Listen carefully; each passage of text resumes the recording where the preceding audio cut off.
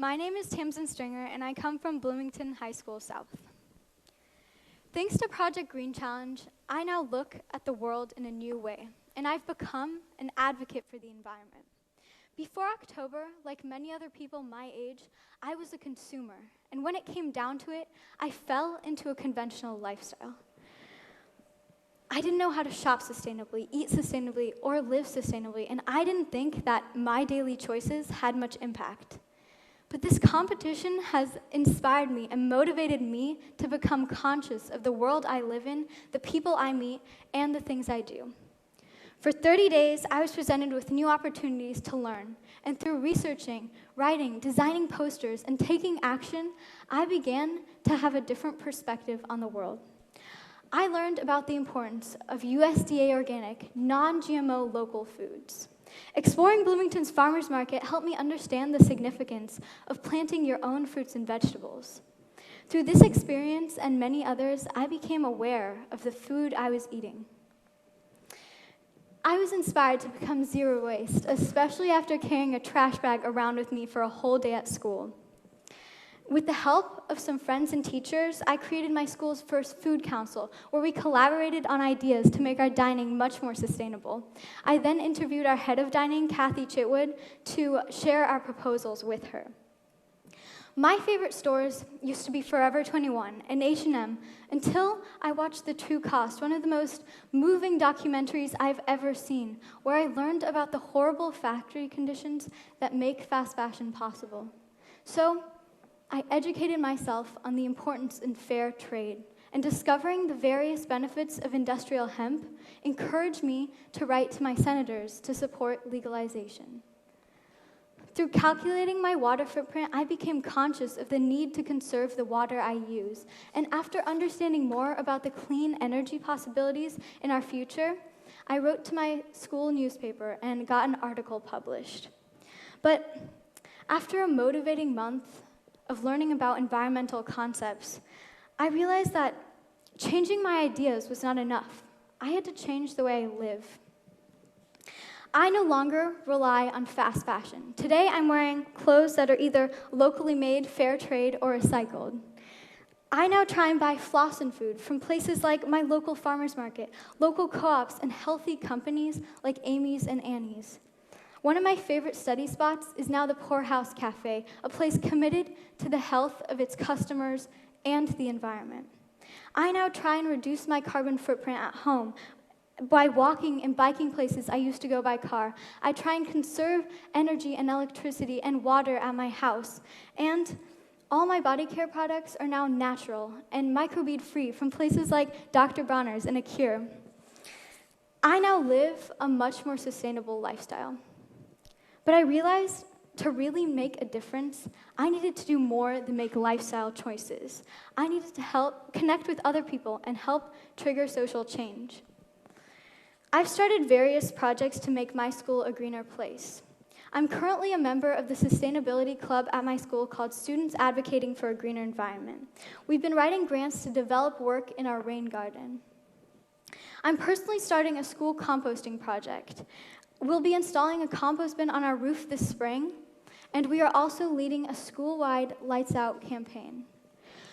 The Food Council I helped to launch is creating clear, informative labeling for all paper, plastic, and glass recycling bins on our campus, and we also have plans to start a reusable cup initiative. It's still one of my goals that we ban the plastic water bottle at my school, and I've already started making flyers to distribute. And thanks to the efforts of our sustainability club, 2 more water bottle refilling stations will be installed at the end of the year. But I also thought that if I really cared about a greener world, I should look beyond my school, to the town in which I live, and beyond that, to the wider world. My own family doesn't have a lot of money to spend on more expensive organic produce. My mom says she would love to buy more organic food if only we could afford it. So, after the challenges ended, I felt inspired to learn more about how it's possible to go organic on a budget. I did this by visiting the amazing local community kitchen in Bloomington called Mother Hubbard's Cupboard. There, I interviewed Stephanie Solman, who explained the benefits of giving people access to bulk ingredients and community gardens so they can make their own fresh food. This really resonated with me. If people struggling with poverty can afford to eat good, organic, healthy, non-GMO foods, why can't everyone else? Why can't our schools? So I decided to sign up and volunteer.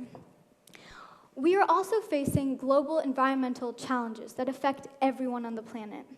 In the past, I didn't pay much attention to current events, but Project Green Challenge has turned me on to what's happening in the world around me. And it's given me power, it's given me hope in the power of community action.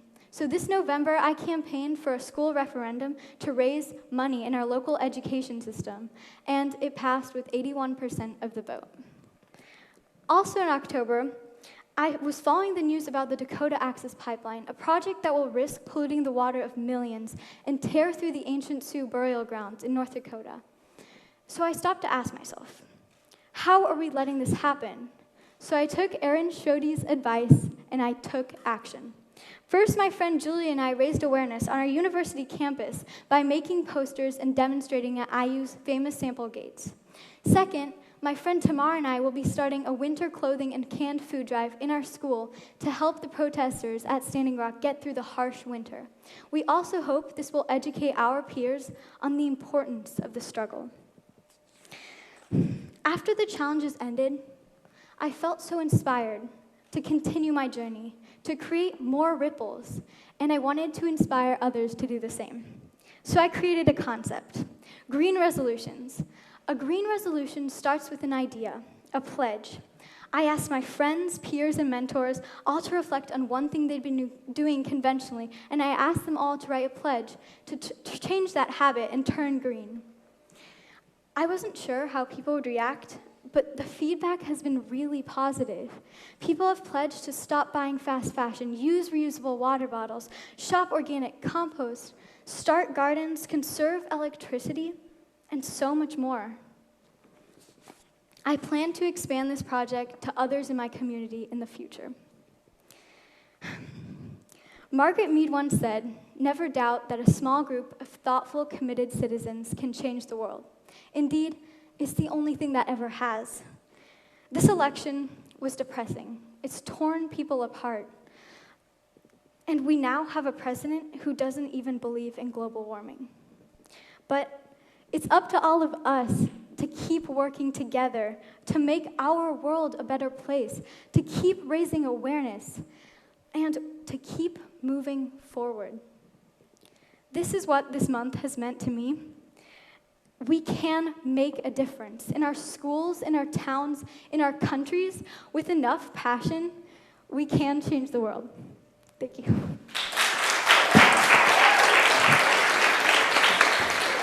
Another chair.